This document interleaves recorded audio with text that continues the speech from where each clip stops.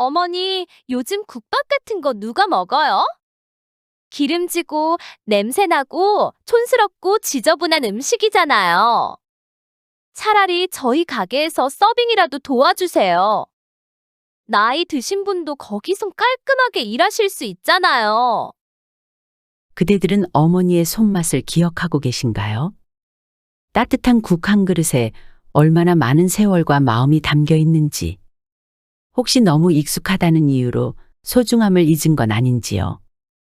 오늘 들려드릴 이야기는 한평생 가족을 위해 국밥을 끓여온 한 어머니의 이야기입니다. 그러나 그녀는 정작 며느리에게 무시당한 채 부엌 한 구석에서 설거지만 하며 살아가고 있었지요. 하지만 그 끝엔 놀라운 반전이 있었습니다. 그녀의 손맛은 결국 세상을 움직였거든요. 이정자 할머니에게 과연 무슨 일이 있었던 걸까요? 오늘의 사연 지금 시작합니다. 영상 시작하기 전에 구독과 좋아요 눌러주세요. 알림 설정도 해두시면 새로운 영상을 빠르게 만나보실 수 있습니다. 저는 올해로 72이 된 이정자라고 합니다. 그대들은 시어머니가 된다는 게 어떤 기분인지 아시겠습니까? 며느리라는 이름의 낯선 여인이 집 안으로 들어올 때, 그 아이가 내 아들의 반려자가 되는 순간, 한편으론 내 딸 같기를 바라고 또 한편으론 내 편이길 바라게 됩니다. 하지만요, 세상 일이란 게 다 내 뜻대로 되는 게 아니더라고요. 저는 33세 남편을 먼저 떠나보내고 그 이후로는 제 두 손으로 두 아이를 키우며 살아왔습니다. 작은 국밥집 하나로요. 그릇 닦고 소내장 손질하고 매일 새벽마다 육수 끓이면서 가게 문을 열 때마다 제 손끝에 아들, 딸의 입 하나씩 더 달려있다고 생각하며 살았습니다. 저는 20살이 되던 해, 그 당시로는 꽤 늦은 나이에 시집을 갔습니다. 남편은 말이 적고 손이 참 부지런한 사람이었어요.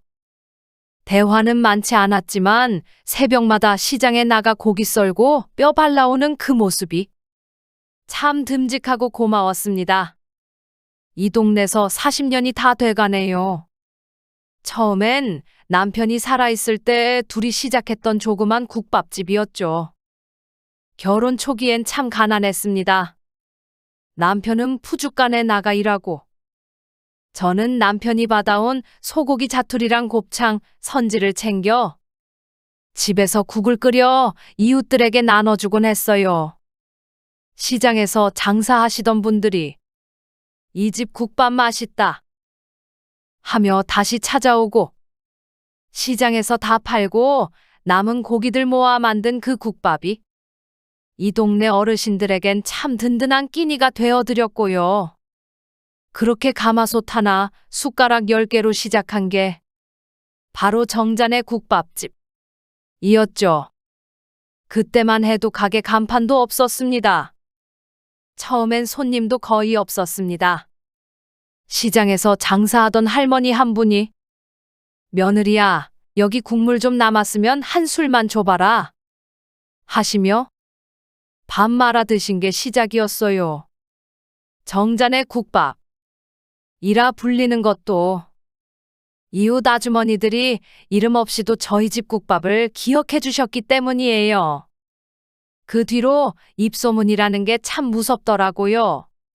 누구 하나 맛있다 하고 돌아서면 다음 날은 그분 친구가 또 그 다음 날은 그 친구의 동생이 와서 국밥을 찾으셨어요. 하지만 그 행복도 오래가지 않았습니다. 남편이 쉰도 되기 전이었어요.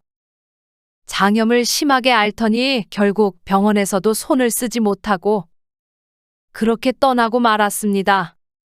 장례를 치르고도 멍하니 앉아있던 저에게 딸아이가 묻더군요. 엄마, 내일은 국밥 안 해? 그 한마디에 정신이 번쩍 들었습니다. 슬퍼할 겨를도 없이 저는 다시 가마솥을 닫고 선지를 삶고 장을 봐야 했습니다. 그때부터였어요. 제 인생은 정잔의 국밥집 그 자체가 되었습니다. 그렇게 남편을 떠나보내고 제 두 손으로 살림도 가게도 아이들도 지켜야 했습니다. 아침엔 가마솥 국물 끓이고 낮엔 가게 문 열어 손님들 받다가 저녁이면 시장 닫기 전에 뛰어가서 내일 쓸 고깃거리 챙기고 밤엔 아이들 숙제 봐주고 다리 주물러주고 안아주고 하루도 바닥에 앉아 쉬질 못했어요. 근데도 이상하죠. 그 애들 얼굴 보면서 국밥 한 숟갈 떠먹이는 게 그 무엇보다 행복했습니다. 딸아이는 제 성격을 많이 닮았어요. 책상머리에 오래 앉아있진 못해도 늘 사람 챙기고 동생 뒷바라지 하느라 자기 밥은 늘 식은 채로 먹던 아이였습니다. 딸은 고등학교 졸업하자마자 간호조무사 자격증을 따고 서울로 올라가 병원 일을 시작했어요. 엄마, 나 꼭 자리 잡으면 좋은 집 해드릴게요. 하면서요. 아들은 좀 달랐어요. 어릴 땐 참 조용하고 착했는데 고등학교 무렵부터 자기 고집이 생기더라고요. 왜 우리 집만 이렇게 못 사냐? 라는 말도 한 번쯤 했고요. 그래도 철이 들고 나선 대학도 스스로 장학금 받아 다녔고 나중엔 대기업에 취직도 했습니다. 다른 사람을 먼저 챙기려 했고 아들은 성취를 중요하게 여겼어요. 둘 다 저한테는 눈물나게 고마운 자식들이었지요. 그 애들 도시락 싸주느라 새벽 3시에 일어나도 한 번도 원망한 적이 없습니다. 가끔 발바닥에 멍이 들 정도로 뛰어다녔어도 아이들이 커가는 걸 보는 게 제 전부였으니까요. 그렇게 세월이 흘러 딸은 제 일손을 놓으라고 해도 전 여전히 국밥집을 떠나지 않았습니다. 가끔 손님들이 계산하고 나갈 때 이 집 국물은 엄마 손맛이라니까요. 국물이 너무 맛있어요. 라는 소리를 들을 땐 이 손끝에 아직 할 일이 남아있다는 걸 느꼈지요. 그렇게 가게를 운영하며 남편 대신 저를 그리고 제 아이들을 살린 게 이 국밥이었습니다. 세월이 흘러 아이들이 커가고 저도 점점 허리가 굽어졌지만 이 손맛만큼은 놓지 않고 싶었습니다. 그래서 남들 다 노년엔 쉬자 할 때도 저는 여전히 국밥집을 지켰습니다. 그렇게 세월이 흘러 딸은 서울에서 자리 잡았고 아들 녀석은 대학 졸업하자마자 대기업 다니다가 퇴사하고 자기 하고 싶은 사업을 하겠다며 그만둔 후로는 이쪽 저쪽에서 회사 관련 일 하다가 결국 며느리랑 같이 카페를 차렸더라고요. 제 근처에서 산다기에 이제 외롭지 않겠구나 싶었습니다. 며느리도 처음엔 참 괜찮은 사람이었습니다. 정갈하게 인사도 하고 초반엔 집에도 자주 들르고 국도 받아가고 국밥도 맛있다며 웃곤 했습니다. 그런데 사람 마음이라는 게 처음 본 것과 시간이 지난 후의 모습이 다르다는 걸 그때는 몰랐습니다. 시간이 흐르면서 그 미소는 점점 사라졌고 대화도 관심도 차가워졌습니다. 며느리는 도시에 어울리는 사람이었습니다. 깨끗한 유리창, 아기자기한 소품, 향긋한 라떼. 그런 걸 좋아하는 사람이었지요. 그리고 운영하는 카페가 인터넷에서 유명해졌는지 손님들이 줄을 서서 사진 찍는 가게가 되었습니다. 그쯤부터였어요. 며느리가 저를 보는 눈이 달라지기 시작한 게 점점 저를 피하려 했고 식사하라고 내민 국도 쳐다도 보질 않더군요. 저는 그런 기름진 거 못 먹어요. 국밥 같은 건 위에 안 맞아요. 라며 입을 돌리곤 했습니다. 그러다 어느 날은 이런 말까지 하더군요. 어머니, 요즘 국밥 같은 거 누가 먹어요? 기름지고 냄새나고 촌스럽고 지저분한 음식이잖아요. 차라리 저희 가게에서 서빙이라도 도와주세요. 나이 드신 분도 거기서 깔끔하게 일하실 수 있잖아요. 그때 제 마음에 서늘한 바람이 하나 스쳐 지나갔습니다. 제 자식들을 키워낸 나의 국밥집을? 어떻게 아무렇지도 않게 제게 그렇게 말할 수 있는지. 정말 아무렇지도 않게요. 어느 날은 며느리가 제게 전화를 걸어서는 이러더군요. 어머니, 내일부터 카페로 좀 오세요. 주방 정리할 거 있는데. 어머니 손 빠르시니까 싹 정리 좀 부탁드릴게요. 잠시 머뭇거렸더니 아휴, 어머니도 심심하시잖아요. 요즘 장사 잘 안 되시잖아요? 라는 말이 돌아왔습니다. 순간 제 심장이 툭 떨어지는 소리가 들린 듯 했습니다. 내가 손으로 만든 국밥을, 냄새나는 지저분한 음식, 이라고 말하던 그 며느리의 입에서 이젠 저를 공짜 노동력처럼 부려먹으려는 기색이 느껴졌습니다. 그래도 참았습니다. 그래, 며느리는 도시 사람이니까. 요즘 젊은 사람들은 국밥보단 파스타를 더 좋아하니까. 그럴 수도 있다고 애써 이해하려 했습니다. 그날 이후로 며느리는 종종 저를 카페에 불렀습니다. 주방 싹 닦아주세요. 오픈 전에 커피 잔 정리 좀 부탁드릴게요. 청소기 돌려놔야 하는데 어머니가 해주시면 정말 좋죠. 말투는 웃으며 했지만 그 안에 진심은 없다는 걸 저는 너무도 선명하게 느꼈습니다. 며느리의 눈에는 저는 그냥 늙은 시어머니 하나였던 겁니다. 국밥은 냄새나고 제가 가진 건 그 국밥뿐인데도 그조차 촌스럽다 는 말로 지워버리려 했던 거죠. 그날 집에 돌아오는 길에 국밥을 만들며 다 상해버린 제 손이 한없이 처량하게 느껴졌습니다. 그 상처는 국밥 때문이 아니라 제 자존심 때문이었습니다. 그러던 어느 날 유독 바람이 찬 날이었습니다. 평소보다 손님도 적었고 혼자서 육수 국자질을 하다가 이제 그만 문 닫을 때가 됐나 싶은 생각이 스치던 찰나였어요. 덜컥 문이 열리더니 양복 입은 남자 한 명이 조심스럽게 들어왔습니다. 그 뒤로 운전기사 같은 사람이 따라 들어왔고요. 여기 혹시 국밥 하나 되나요? 정중한 말투였습니다. 저는 익숙하게 네, 안 드실 이유라도 있으신가요? 하고 웃으며 한 그릇 말아드렸지요. 그 사람은 조용히 숟가락을 들고 국물부터 떠서 입에 넣더니 한참을 말이 없었습니다. 그리고는 갑자기 고개를 푹 숙이고 입술을 꼭 다문 채 움찔거리는 어깨를 보이며 국밥을 마시듯 먹기 시작하더군요. 그러다 한마디 했습니다. 이 맛, 제 어머니가 해주시던 국밥 맛이 나네요. 그날 이후 참 이상한 일들이 벌어졌습니다. 하루는 평소보다 조금 일찍 가게 문을 열었는데 벌써 문 앞에 두세 명이 서 있더군요. 여기 국밥집 맞죠? 이사님이 말씀하시던 데라서요. 그날 그 국밥이 여기였대요. 이게 그 울컥했던 국물 맞죠? 그게 무슨 소린지 몰랐습니다.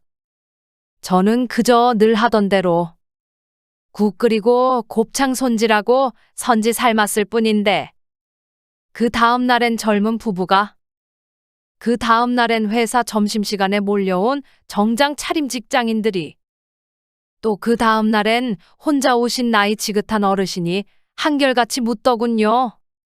그날 그분이 울고 갔다는 그 국밥집이 여기 맞아요. 순간 등줄기가 서늘해졌습니다. 그날 그분? 그게 누구인지 몰랐지만 사람들은 계속 오고 있었습니다. 줄은 점점 길어지고 시장 끝까지 사람들이 서 있었어요. TV에서도 연락이 오기 시작했습니다. 처음엔 다큐 프로에서, 그 다음엔 맛집 프로그램에서. 어머니, 손맛의 비결이 뭔가요? 국밥 하나로 사람을 울릴 수 있다는 게 사실이군요.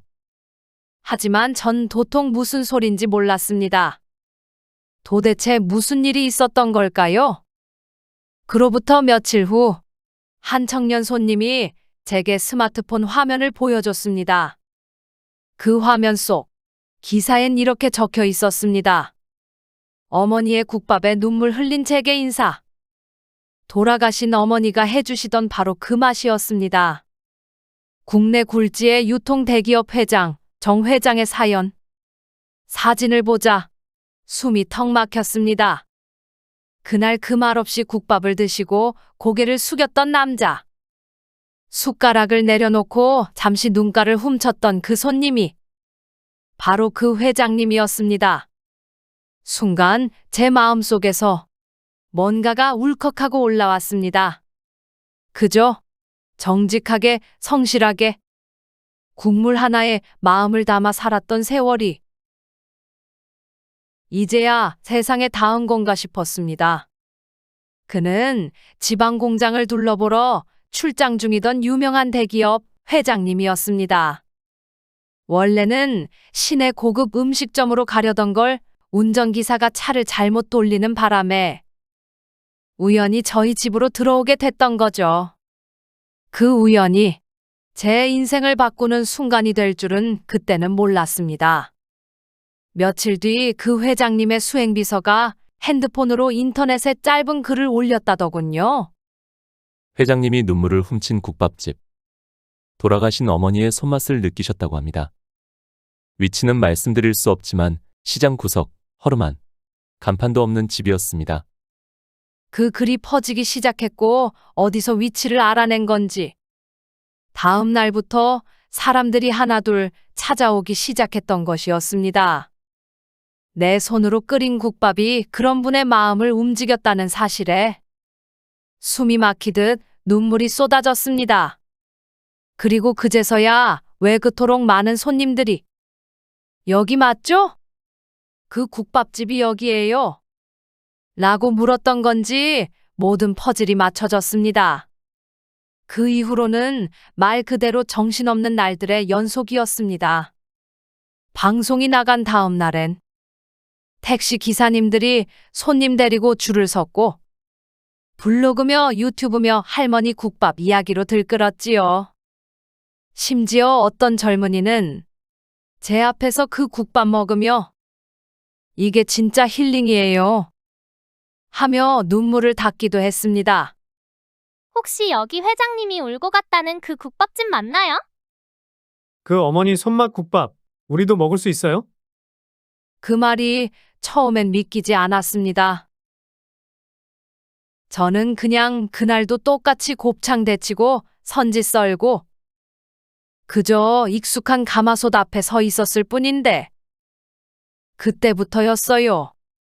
사람들이 제게 사장님 이라고 부르기 시작한 게 그날 저녁 문을 닫고 국밥솥 앞에 앉아 저는 오래도록 울었습니다. 당신 봤죠? 이제야 사람들이 이 국밥을 알아줘요. 남편 영정사진을 떠올리며 속으로 그렇게 말했습니다. 반면 그 즈음부터 며느리의 카페는 점점 조용해지기 시작했습니다. 요즘 사람들은 금방 유행에 질리지요. 며느리 카페가 그랬습니다. 유행에 맞춘 인테리어와 메뉴들. 그런 것들이 피로해진 건지 며느리 가게엔 손님이 뚝 끊기고 있었습니다. 커피잔이 비어 있었고 사진 찍던 자리엔 먼지가 앉기 시작했죠. 며느리는 처음엔 요즘 비수기인가 봐요. 하며 웃어 넘겼지만 이내 손님이 줄어든 이유를 느끼기 시작했던 겁니다. 어머니 가게 요즘 진짜 잘 되시더라고요. 어느 날 툭 던진 그 말 한마디에 묘한 떨림이 느껴졌습니다. 며느리는 점점 불안해졌습니다.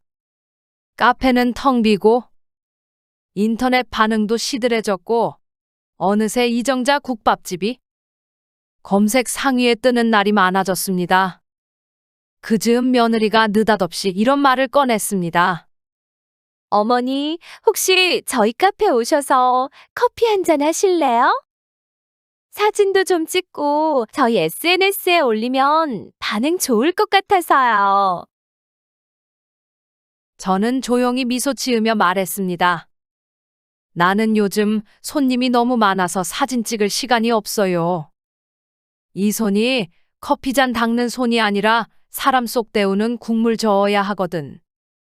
며느리는 말없이 고개를 숙였습니다. 며칠 뒤엔 며느리가 카페 앞에 이정자 국밥 드신 분은 10% 할인 라는 작은 현수막을 걸었습니다. 저는 그걸 보곤 묵묵히 다가가 천천히 말했습니다. 내 손님은 국물로 따뜻해진 마음으로 집으로 가는 길이 제일 편하단다. 굳이 커피 한 잔으로 묶어놓지 않아도 돼. 그 말에 며느리는 그 현수막을 조용히 내렸습니다. 그리고 조용히 말했죠. 죄송해요. 이제 보니 제가 진짜 몰랐네요. 사람이 먼저였는데. 전 손님을 숫자로만 봤던 것 같아요. 그리고 어느 날은 조용히 제게 다가와 이렇게 말하더군요. 어머니, 저 그 국밥 한 번만 다시 먹어도 될까요? 말끝이 떨렸습니다. 저는 말없이 조용히 가마솥 뚜껑을 열고 국물을 한 국자 떠주었습니다. 그 아이는 말없이 숟가락을 들었고 국밥을 한 숟갈 또 한 숟갈 천천히 먹기 시작했습니다. 평소엔 냄새 난다며 쳐다보지도 않던 그 국밥을요. 그러다 어느 순간 며느리의 눈에 눈물이 고여 있었습니다. 제가 너무 몰랐던 것 같아요. 작은 목소리였습니다. 그동안 얼마나 많은 오만함이 있었는지, 어떻게 시어머니를 대했는지 아들도 말리지 못한 자신을 부끄러워하는 그 표정. 어머니는 한 번도 저한테 뭘 바라신 적이 없는데, 저는 왜 그렇게 무례했는지 모르겠어요. 순간 가슴이 뭉클했습니다. 그 아이는 말없이 자리에서 일어나 설거지통으로 가더니 수건을 집어들고 조용히 그릇을 닦기 시작했습니다. 저 어머니처럼 살고 싶진 않았어요.